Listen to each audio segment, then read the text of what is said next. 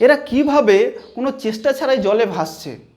না এরা হাত পা নড়াচ্ছে, না সাঁতার কাটছে, তবু ডুবছে না কেন?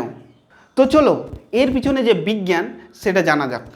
তুমি হয়তো একটা জিনিস লক্ষ্য করেছো, জলের ভেতর কোনো জিনিস তোলার চেষ্টা করলে সেই জিনিসটা তুলনামূলকভাবে হালকা মনে হয়, কারণ জল সব কিছুর উপর একটা ঊর্ধ্বমুখী বল প্রয়োগ করে, যেটাকে বলা হয় প্লবতা।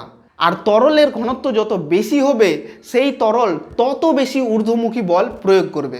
এই পুরো বিষয়টি আমরা একটা সহজ পরীক্ষার মাধ্যমে বুঝতে পারি। আমরা এখানে দুটি কাচের গ্লাস নিয়েছি, একটিতে সাধারণ জল এবং একটিতে লবণযুক্ত জল নেওয়া হয়েছে। এখন দুটি গ্লাসেই যদি আমরা ডিম রাখি তাহলে দেখতে পাবো সাধারণ জলে ডিমটি ডুবে গেছে, কিন্তু লবণাক্ত জলে ডিমটি ভাসছে।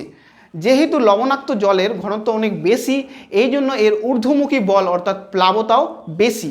এই একই ঘটনা এখানে ঘটছে। এই জলে লবণের পরিমাণ অনেক বেশি হওয়ার জন্য এই জলের প্লাবতাও অনেক বেশি, ফলে মানুষেরা কোনো চেষ্টা ছাড়াই সহজে এই জলে ভাসছে। তাহলে এখন তুমি জানো